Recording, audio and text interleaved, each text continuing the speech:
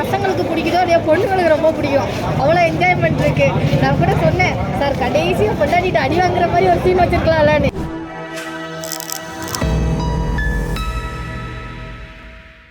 ஆண்பாவம் கொள்ளாதது ரொம்ப ரொம்ப சூப்பராக பயங்கரமாக நடிச்சிருக்காரு. ரியலாக இப்போ நிறைய பெண்கள் வந்து ரொம்ப பண்ணிகிட்டு இருக்காங்க. எல்லா பெண்களையும் நம்ம குறை சொல்ல, நிறைய பெண்கள் ரொம்ப பண்ணிகிட்டு இருக்காங்க.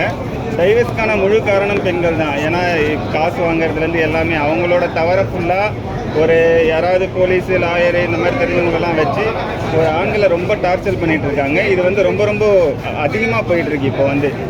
இப்போ என்னன்னா ஒரு ஆண்களுக்கு நீதி கிடைக்கல. இப்போது ஒரு படத்தில் ஒரு டைலாக் வரும், பெண்கள் முன்னேற்ற கழகம் கேன்சல், ஆண்கள் முன்னேற்ற கழகம் ஆரம்பம்னு ஒரு காமெடி வரும். அதுதான் உண்மையாக இப்போ நடக்கணும். ஆண்களுக்கு எந்த இடத்துலையுமே நம்மளுக்கு நீதி கிடைக்கிறது இல்லை. அது ரொம்ப ரொம்ப சூப்பராக சொல்லியிருக்காங்க. எல்லா சீனுமே சூப்பர். இப்போ காலையில் எந்த வேலையும் நான் செய்ய மாட்டேன் அந்த மாதிரிலாம் சொல்கிறாங்கல்ல, ஸ்விக்கியில் தான் ஆர்டர் பண்ணணும், என்னோட சுதந்திரம், நான் என்ன ட்ரெஸ் வேணால் போடுவேன், எப்படி வேணால் இருப்பேன், எந்த டைம் வேணால் வருவேன் அப்படின்றது எல்லாத்தையுமே ரொம்ப ரொம்ப சூப்பராக காட்டியிருக்காங்க. இப்போ வந்து பெண்களோட எல்லா உரிமைன்றது வந்து அவங்க எப்படி வேணாலும் இருக்கிறது தான் உரிமை அப்படின்னு நினச்சிக்கிறாங்க. அது கிடையாது. ஒரு ஃபேமிலியில் அவங்க வந்து கரெக்டாக இன்வால்வ் ஆகி அந்த ஃபேமிலியை கரெக்டாக மேனேஜ் பண்ணுறது தான்ன்றது ரொம்ப ரொம்ப சூப்பராக சொல்லியிருக்காங்க. இந்த பஸ்ஸில் ஆண்கள் உட்காந்துருந்தால் அவங்கள எழுப்பிட்டு சீட்டு வாங்குறது, அந்த சீனெல்லாம் ரொம்ப ரொம்ப ஒரு செருப்படின்னு சொல்லலாம். பெண்களாக இருந்துட்டு ஒரு சிலர்லாம் ரொம்ப ஆடுவாங்கல்ல, அவங்களுக்குலாம் ஒரு பெரிய பெரிய செருப்படின்னு சொல்லலாம் இந்த படம். ஆமாம், கண்டிப்பாக. அதாவது ஒரு பெண்களை எல்லா பெண்களையும் பற்றி அவங்க தவறாக சொல்ல, இந்த மாதிரி இருக்கிறதால தான் பிரச்சனை வருதுன்றது ரொம்ப ரொம்ப அழுத்தம் திருத்தமாக சொல்லியிருக்காங்க. சூப்பர். நல்லா இருக்கு, செம்மையா இருக்கு. சண்டை போட்டுக்கிற சீன் தான், நீயா நானா, அதான் இந்த ஈகோ தான் பெரிய காரணம். பெண்களுக்கு வந்து ஈகோ இருக்கிறதால தான் முக்கால்வாசி டைவர்ஸு. அந்த வந்து ரொம்ப ரொம்ப ஆணித்தனமாக சொல்லியிருக்காங்க. ரியோ அண்ணன் எவ்வளோ இறங்கி போவார் அந்த படத்தில் பார்த்தீங்கன்னா உங்களுக்கு தெரியும். வேற எவனா அந்த கொன்னே போட்டுருவான் அந்த பொண்ணு, அந்த மாதிரி பண்ணோம். ஆனாலும் அண்ணன் வந்து நான் காசு கொடுக்குறேன், நான் வீடு கொடுக்குறேன், எல்லாமே நான் கொடுத்துட்றேன்னு வேறு. அதுக்கப்புறமா லாஸ்ட்டாக வந்து ஒன்றா சேருவாங்க. அது ரொம்ப சந்தோஷமாக இருந்துச்சு. ஆனால் பயங்கரம். மியூசிக்லாம் நல்லா இருந்துச்சு. அப்படி இப்படி பாருங்க, அதுவும் நல்ல படம், இதுவும் நல்ல படம். ஓகேவா? மறுபடியும் அவங்க பேர் எப்படி ஒர்க் ஆகிருக்கு? பேர் ஓகே தான், நல்லா தான் இருக்கு. Super bro. அவர் தான் ப்ரோ பட ஹீரோ. ரியோ மறந்துடுவான் கிளைமேக்ஸில், அவர் தூக்கி சாப்பிட்டாரு. எல்லாமே நல்ல ஒரு ஃபேமிலி என்டர்டெய்னர். டேரக்டர் புது படம், ஃபஸ்ட்டு படம், எல்லோரும் பார்த்து வருங்க. இன்னும் இந்த மாதிரி படம் இல்லை, இதோட நல்ல படம் வர அவருக்கு கொடுங்க. ஓகேவா? உங்களை நம்பி தான் எல்லாருக்கும் சொல்கிறேன். நீங்கள் கரெக்டாக போட்டுருங்க. முக்கியமானது கட் பண்ணிடுறீங்க, நிறையா பாட்டி பார்த்துருக்கேன்.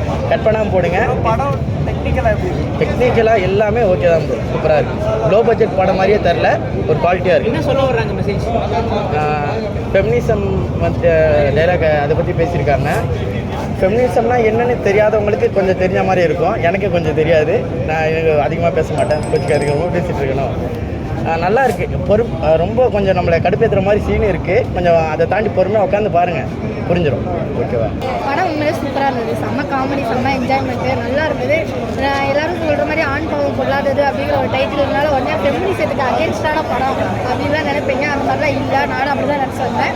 அப்படியே ஏதோ சொல்ல போகிறாங்கன்னு. ஆனால் அப்படி இல்லை, ரொம்ப டிஃப்ரென்சியேஷனான ஒரு சீன் கொடுத்துருந்தாங்க.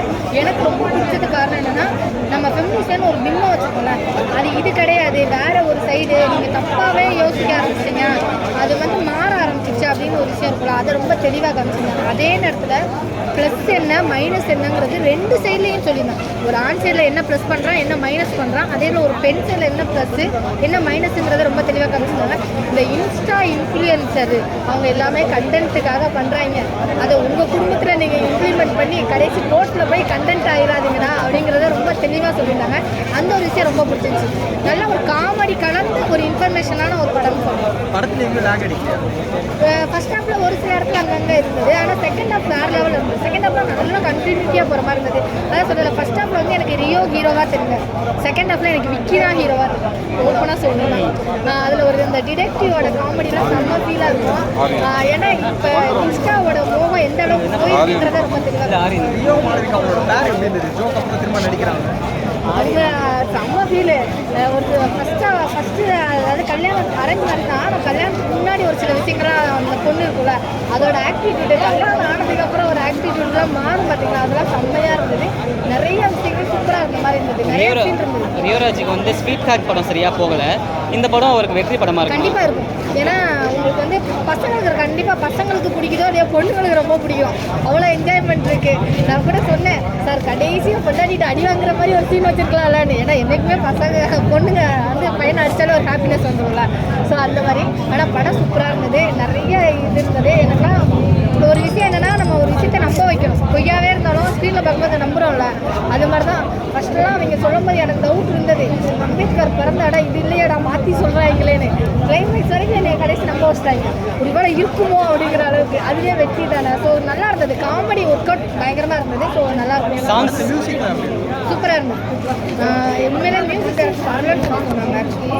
ஆனால் உண்மையிலே ஜோ படத்துக்கு போட்டு வரதான் பயங்கர ஒரு ஃபீல். எனக்கு அந்த காமெடி அந்த கோட் சீன்லலாம் ஒரு மியூசிக் வரும்ல அதுவாக இருக்கட்டும். கடைசி கிளைமேக்ஸ் கொடுத்த விதம் ரொம்ப நல்லா இருந்தது.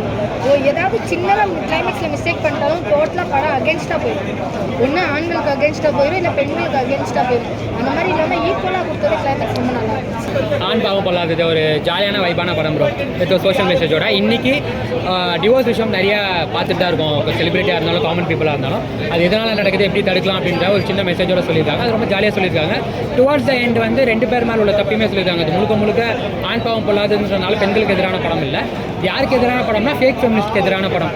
சட்டத்தையும் அவங்க மேலே உள்ள அந்த பெண்ணுன்ற ஒரு விஷயத்தை வச்சு அந்த உமன் கார்டை வச்சு அட்வான்டேஜ் எடுத்து ஆண்கள் மேலே எவ்வளோ பழி போடுறாங்க, அது எவ்வளோ தப்புன்றத ரொம்ப கிளியர் கட்டாக சொல்லியிருக்காங்க.